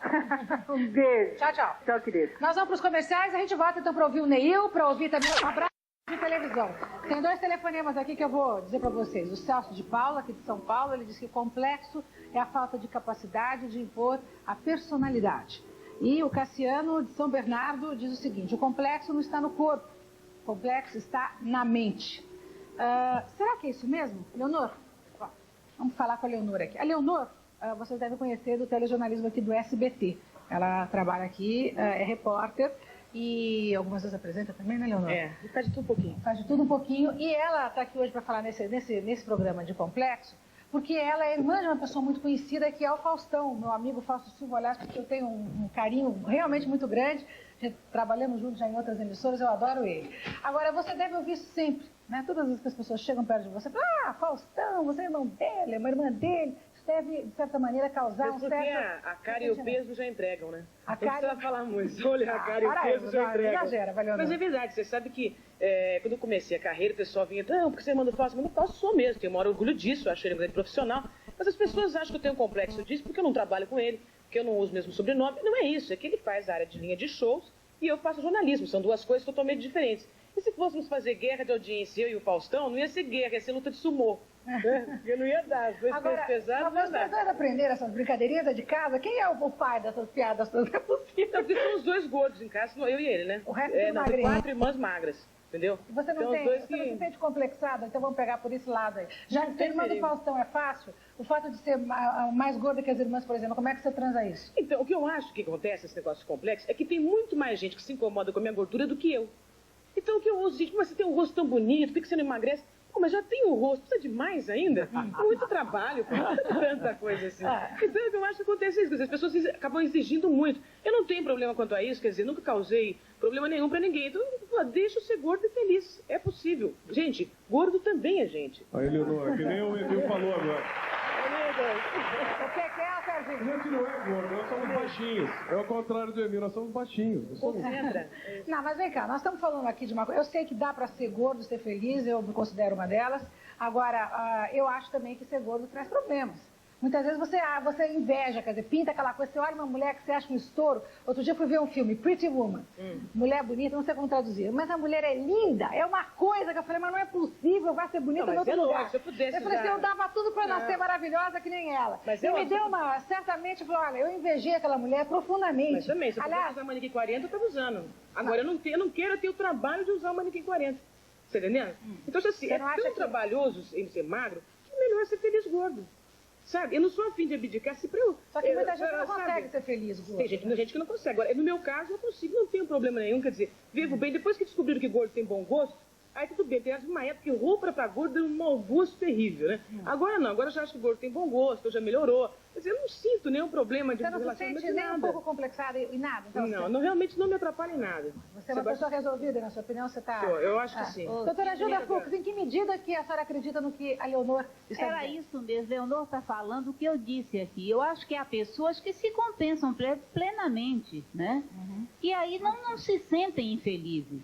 Mas eu queria puxar o gancho e não deixar passar uma coisa que Clodovil falou, que foi a coisa da homossexualidade e do complexo de ser homossexual. Então, é incrível como a maioria das pessoas não se aceitam como são. Um outro aspecto que é imprescindível que se saiba é a coisa da exigência do tamanho do pênis. O que é que a gente vê? Tá todo os mundo... homens... Continua os falando, homens... o pessoal está rindo aqui porque deve ter esse tipo de complexo. Você repara... Deve ter. Eu toquei de propósito... Onde a fumaça, fogo. O pessoal está dando risada, deve ter. Gente. Eu toquei de propósito para mostrar que as crianças, desde pequenas, começam a ser incutidas que todo o seu poderio está no pênis. E o pênis tem que ser grande. Chega na fase de adolescência... E isso se torna um grande complexo e um grande entrave para a vida sexual, inclusive dos adultos e dos velhos. Quantas pessoas se tornam até com disfunções sexuais, com problemas de potência, com problemas assim de inadaptação, porque se julgam com um pênis pequeno. Isso é muito comum, doutora Gilda. A senhora é sexóloga, atende clientes de todo o Brasil. É comum homens se sentirem por baixo porque não estão satisfeitos com as suas proporções? Mas em todos os níveis socioeconômicos e culturais. Sai até em jornal, se me permitem, né? A semana passada, um jornal de São Paulo publicou uma foto do Maradona nuzinho, com todo o seu equipamento, e a legenda dizia assim: bom de bola, ruim de taco. Nossa Senhora! Neil, você tem que responder aquela pergunta da Ruth Escobar. Posso? Bom, primeiro eu queria agradecer a pergunta à Ruth Escobar e desejar boa sorte na campanha dela, porque ela é uma voz necessária. Mas eu não acho que seja, como ela colocou, o meu trabalho é uma ciência. Eu acredito que a publicidade é um artesanato, eu me considero um artesão, não é? E eu não vejo nada como trabalhar com complexos, ou com que nome tenha isso, mas sim com sinais, com signos, com diferenciações. Eu vou dar um exemplo rápido disso aqui.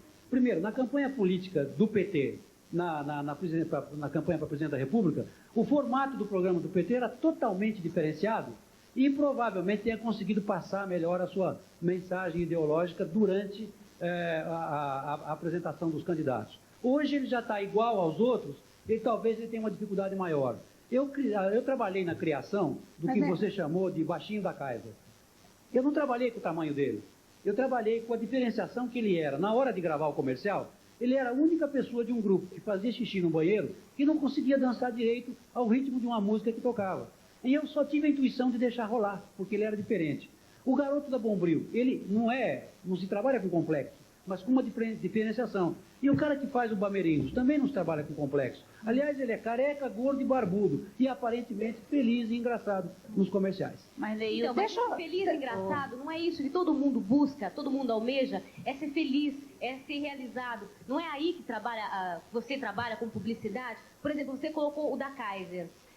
Ele estava com um problema no braço e tinha uma loira maravilhosa, ia lá e o ajudava. Quer dizer, isso não é inveja, né? Será que todo mundo não gostaria de ter aquela loira maravilhosa, incrível na frente para ajudá-lo? E com perdão da palavra, sequência, né? Com perdão da palavra, tendo como arquétipo o baixinho da casa, é jogo duro. E de braço quebrado, ainda não. Não é por aí. O que se trabalhou com esse personagem, eu trabalhei 12 comerciais com ele.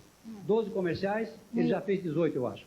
O que se trabalhou foi a maneira como ele se comportando diferenciava o comercial que ele estava dos outros comerciais que estavam no ar. Ninguém trabalhou com ele porque ele era baixinho. Nós temos aquela de uma pessoa que, numa certa época, não aceitava a diferença óbvia dele, que é o Dória, que é cabeleireiro, no caso até meu cabeleireiro, muita gente pergunta o que eu corto o cabelo, tudo é com esse talento aqui, e eu tenho até muita satisfação de reconhecer, porque realmente eu acho que você faz um excelente trabalho aqui em mim. E fico pensando, realmente que deve ser duro para você, que é o cabeleireiro, de renome ser careca mesmo, né? E teve uma época que você usou peruca. E foi um bafafá no cabeleireiro que pinta o Dorian de peruca no cabeleireiro. Tu não falou, bom, enlouqueceu, vai começar a cortar a própria peruca, deu um crepe, depois tirou a peruca. Dora, como é que é ser um cabeleireiro careca e como é que você transou esse complexo? Porque a gente viu então, quando você pôs peruca, que você não gostava e não aceitava a sua careca. É incrível que no início, quando eu também aos 26 anos, comecei a ficar careca, e aí que adquiri o complexo pelas pessoas apontarem. Quando eu comecei a usar a peruca, eu adquiri um outro complexo de falta de personalidade, que eu mudei completamente a minha personalidade em relação às pessoas do meu convívio, a clientela. Daí que eu notei a diferença dos complexos físicos que nós adquirimos no transcorrer da vida, e os de nascença também, e depois os complexos psicossociais, que para mim eu reputo como os mais importantes e os que agridem mais o interior, que é o complexo de inferioridade, de pobreza, de riqueza, seja lá qual for.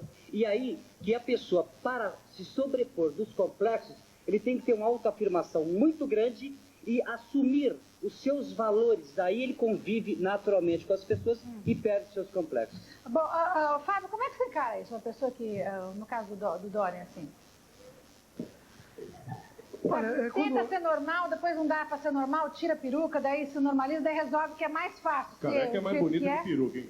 Eu acho que a trajetória do Dorian é uma trajetória de todos nós. Quer dizer, a primeira agressão que a gente sofre, a gente tenta se acomodar a ela. E de repente a gente vê que a gente não é capaz de se acomodar a uma agressão cotidiana, perpétua e crônica. Principalmente que depois que a gente tenta se adaptar a essa agressão, a gente se sente muito pior ainda. Porque agora eu coloquei a peruca para me adaptar àquilo que o outro queria. Quer dizer, eu fico submetido ao outro. Então, por isso que, de certa maneira, ele se liberta quando ele tira a peruca e assume o que ele é, do jeito que ele é. Ah, sem dúvida. Mas eu queria deixar sublinhado a quantidade de agressão que tem nesse ato. E a quantidade de agressão que todos nós nos acomodamos o tempo todo a isto. E muitas vezes a gente passa uma grande parte da vida tentando se acomodar a uma agressão a qual a gente não consegue. Então a gente passa uma grande parte da vida submetido aos outros. E o ideal é justamente não submeter aos outros, é conseguir ser livre. E de preferência não engolir nada, sobretudo quando é agressão. Porque a agressão não tem jeito. E, por exemplo, se a gente toma, por exemplo, a quantidade de agressão que hoje em dia a gente vive, é uma crueldade. Mas, Fábio, se você é uma criança gordinha na escola, as crianças chamam de bolinha, de hipopótamo, de elefante, tudo o que você quiser, é muito difícil. A sua orientação é para sentar a mão no outro, é isso? É bolinha, duas vezes, rola em cima do cara, é isso que você acha que tem que fazer? Olha, talvez duas coisas. Porque fica difícil a convivência. Geralmente o gordo acaba virando aquele bonachão, o legal, que aceita numa boa e acaba sendo aceito por outras coisas. Mas é assim mesmo, tem o magro de ruim e o gordo de bom. Como é que é? Tem o magro de ruim e o gordo de bom. Mas só que aí tem um outro problema aí, que é o assunto do tipo, por que não se consegue, por exemplo, controlar um pouco a crueldade dessas crianças? Por que desde criança não se ensina às pessoas a não serem atacarem exatamente aquilo que são os pontos fracos dos outros? Porque você acha que essa educação é... A senhora, desculpe, não há achar. Qualquer pessoa lúcida percebe que isso é uma questão educacional. Se nós ensinarmos às nossas crianças que deve haver respeito recíproco, que a criança deve olhar para o semelhante como semelhante a ela e compreender que os semelhantes têm diferenças. Se a gente olhar para a nossa criança, para o nosso filho, cada um para o seu filho, e disser assim, escute, se você estiver andando perto de um menino, o menino tiver um olho postiço, e aquele olho cair, você não ria dele, pode ser seu olho. Se nós tomarmos como norma que o processo educacional é fundamental para fazer com que o anjo que existe dentro de cada um de nós venha à tona, como eu disse o doutor lá fora, e o demônio seja acorrentado. Se nós acreditarmos nisso, é claro que nós teremos uma sociedade muito melhor, onde tudo que é de bom do indivíduo vai florescer. O problema é todo educacional. As pessoas riem das outras porque não foram preparadas, não aprenderam a respeitar as diferenças. Mas será que nos países desenvolvidos as pessoas são mais educadas? Sem dúvida, educação... Eu não tenho essa certeza, mas eu queria retornar aquilo que o Dorian falou a respeito dos valores. Eu acho que a gente vive valores que invertem a questão. Porque eu creio que toda cultura, toda civilização começa a se estabelecer definitivamente quando existe um cuidado pelos mais fracos e não um ataque aos mais fracos. Então, todo complexo e todo ataque que um faz sobre o outro é exatamente sobre o ponto fraco do outro. Então, o gordo no gordo, o caolho no caolho, o manco no manco, o baixo no baixo, o alto no alto. É exatamente, isso é muito representativo porque significa uma perda da cultura e da civilização, porque a cultura e a civilização se baseia, sobretudo, no cuidado dos mais fracos. E do cuidado dos mais fracos, inclusive do cuidado das próprias fraquezas. É um barato isso, porque de repente é valorizar... Falando da vida real, né? Não, é valorizar... Não é assim. A vida real não é assim. Mas é porque tem um elemento sádico, um elemento cruel em cada um de nós, eu não sei como é que a gente vai enfiar, aonde a gente vai enfiar isso. Mas nós vamos... O argumento... Fala. O argumento da vida real é um argumento que eu queria discutir no próximo bloco, porque a gente tem que mudar essa realidade. Tem que mudar. Você achou que, né, Sérgio? Tem estereótipos físicos, que é, por exemplo, a criança que tem orelhas grandes é considerada burra, ou dumbo, ou quem tem o queixo retraído é considerado sem decisão. Então tem esses estereótipos que qualquer sociedade, não só a sociedade brasileira, mas qualquer sociedade tem. Sem falar nisso, esse é um aspecto especial ao senhor fez alusão. Não estamos falando, nós estamos falando dessas coisas mais gerais. Não, mas tem essas aqui também que ainda vem acrescentar mais ainda. É claro, aí é um aspecto bem particular. Se fulano tem testa grande, é inteligente. Se o fulano tem boca pra dentro, é burro. Isso aí é uma adaptação das teorias de Lombroso. É um pouquinho disso. Nós vamos para os comerciais e a gente volta para ouvir do Brasil. Eu queria ouvir aqui um depoimento dessa moça bonita que tem aqui. Obrigada. Ela é bonita, é uma mulher negra que mexe com moda. E a primeira das coisas que eu imaginei era que a Laura certamente ia ter problemas em função da cor dela. E parece que o complexo dela não é muito por aí. Não, fisicamente não tenho complexo nenhum. Uhum. Me sinto até privilegiada. Agora, profissionalmente eu sou muito complexada. Como o Clodovil já citou, profissional no Brasil é meio complicado ser profissional aqui. Eu sou profissional de moda, faço produção de moda já há algum tempo, já trabalhei como assistente de produção de grandes revistas, de grandes agências de publicidade, mas não consigo deslanchar profissionalmente. E você acha que isso dá por quê? Porque é uma insegurança sua? Talvez até seja uma insegurança minha, mas que me foi, de uma certa forma, imposta. Porque eu nunca, sempre que vou para uma entrevista, para uma avaliação, eu sempre sou preterida. Nunca sou eu a... E você acha que isso é em função da sua cor ou é em função de algum... Eu acredito que o fator maior é esse. Porque capacidade, modéstia à parte, não me falta. Uhum. Já trabalhei com várias pessoas do ramo de moda importante, então... Já viajei, já adquiri outros conhecimentos. Isso acaba te embutindo? Quer dizer, você acaba ficando insegura e os seus Às vezes me sinto insegura, complexada, paro para pensar, falo, não é possível, tenho algum grilo, tem alguma coisa realmente errada comigo, mas... Bom, eu acho que o que você Vou me esforçando para cada vez mostrar o melhor de mim e acho que um dia vou conseguir alguma coisa melhor do que eu me encontro atualmente. O que você está manifestando, acho que é uma coisa muito comum. Muitas pessoas... No trabalho, elas se sentem inseguras e, portanto, complexadas, travadas e acabam achando que não estão recebendo aquilo que elas merecem, que o salário não está pagando aquilo que elas imaginam que elas deveriam receber. E daí, por aí vai, acaba virando uma pessoa, até muitas vezes, no trabalho reclamona, né? Como é que, nessa nossa rodada final, que infelizmente o tempo sempre é insuficiente aqui, como é que vocês, numa frase, poderiam ajudar tantas milhares de pessoas que vivem com essas dificuldades? Doutora Gilda Fux. Aceitar-se mais como é, sem querer ser igual a ninguém, vivenciar bem seu corpo, deixar sua afetividade fluir, deixar a coisa bem ao natural, não colocar barreiras a uma coisa instintiva, bonita, humana, que é a afetividade. Tá certo. Suzy Camacho. Bem, eu acho que o problema dos complexos está muito ligado aos estereótipos, né, que todos nós temos e às expectativas dos outros. Então, também, completando o que a doutora Gilda disse, exatamente isso, né? Você procure ser feliz, se realizar. Não havendo possibilidade, procure um profissional capacitado. E aos pais fica aqui a orientação. Orientem realmente os seus filhos a reagirem de uma maneira mais natural, sabe? Uma maneira mais adequada e mais humana com as pessoas que são diferentes. Enéas Carneiro. Eu penso que só o conhecimento liberta o homem. Só aprendizado contínuo ao longo da vida. Só conhecendo as leis do mundo físico em torno de mim, as leis da sociedade, e conhecendo o que se passa dentro de mim mesmo. Só na medida em que eu conheço, só o conhecimento pode libertar-me, e eu posso participar de uma sociedade mais livre e mais justa para todos os meus semelhantes e para mim mesmo. Clodovil Hernandes.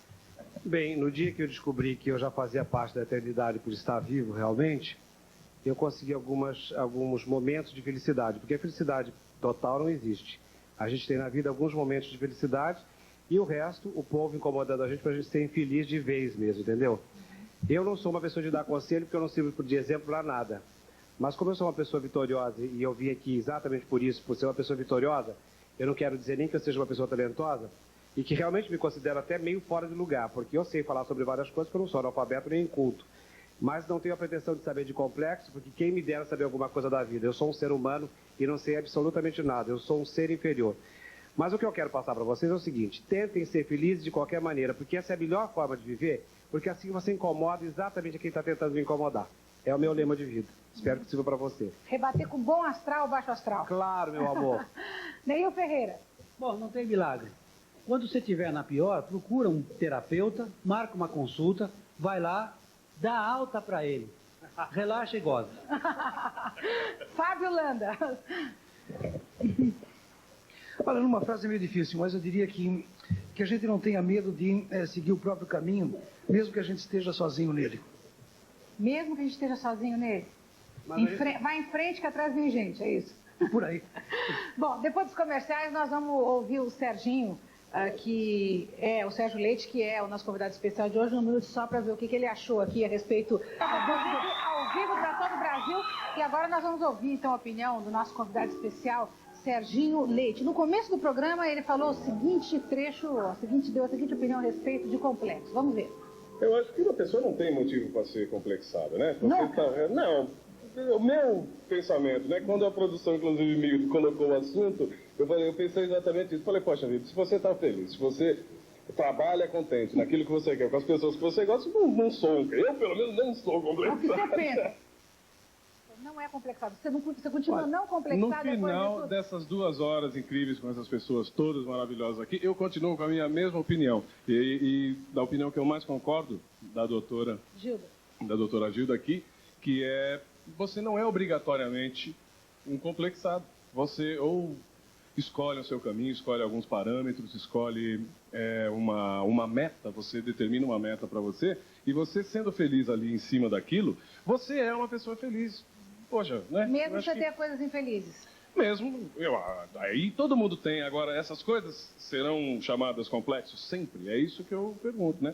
Eu, por exemplo, você que falou aquela hora da crueldade, né? Eu falei, sobrou pra mim, eu acabei reconhecendo que eu sou uma pessoa cruel. Eu tenho que ser cruel porque, primeiro, pra você ser humorista, não existe humor sem crueldade, sem cinismo, sem você ter uma percepção mais aguda do defeito do outro e da personalidade, principalmente, das outras pessoas, ou daquelas pessoas que você, porventura, vai imitar ou vai tirar dali alguma coisa para o seu trabalho. Então, eu volto a falar aquilo que eu te falei, quer dizer, é importante você ter bom gosto para você abordar aquela pessoa, para você desenvolver um trabalho que seja agradável ao público e, principalmente, que você respeite o seu próprio trabalho, o seu estilo, aquela coisa que você escolheu. Eu, por exemplo, escolhi muito mais ter prestígio do que ter sucesso. Quer dizer, eu não tenho síndrome de estar na televisão, que nem louco, aquela coisa toda. Eu prefiro... Tem outros caminhos, tem outros mercados para se trabalhar. Você continue sendo feliz, como você diz que é feliz hoje. Eu queria agradecer a sua presença aqui no nosso programa. O Serginho Leite faz shows aí por todo o Brasil, imitando vários personagens. Agora há pouco ele já queria imitar o Clô. Eu falei, pelo amor de Deus, não vai me polemizar nesse programa. Imagina, porque de repente por aí, né, meu amor? Estamos aqui, entrega para Deus e vamos em frente. Um beijo. A cara do Clodovil, não gostou. Agora, o Clodovil, inclusive, vai estrear o show dele aqui em São Paulo amanhã, e esse show foi adiado para quarta-feira. Então, os fãs do Clô vão poder assistir o espetáculo Fã do Clô, né, a partir dessa quarta-feira. Eu queria saber se ele me imitou ou se ele imitou o Agildo Ribeiro. Quem que ele imitou? Não. A intenção foi você. Mas você fez o Agildo, não a mim. Porque eu não falo meu amor. Prometo melhorar. Vou ficar complexado. Pois é. Eu queria agradecer a presença de todos vocês, da doutora Gilda, do Enéas, do Neil, do Fábio Landa, do Clodovil e também da Suzy Camacho, de todos os outros participantes aqui da nossa plateia. Obrigada por vocês terem estado aqui participando. Para você que tem em casa, obrigada pela audiência. E olha, segunda-feira que vem, se eu fosse você, eu planejava a semana para assistir o programa, porque nós vamos fazer um programa legal mesmo sobre paranormalidade, com presenças confirmadas dos maiores nomes realmente no setor. Eu já posso adiantar o médium Edson Queiroz, que é o Dr. Fritz, que vai estar aqui, Padre Quevedo vai estar aqui, o Vanucci vai estar aqui. Nossa, todo mundo dessa área, inclusive pessoas que não acreditam, também estarão reunidos para debater a questão da paranormalidade. Eu espero você. Boa noite. Fique agora com o programa Jô Soares, 11h30 até segunda-feira, hein? Até lá.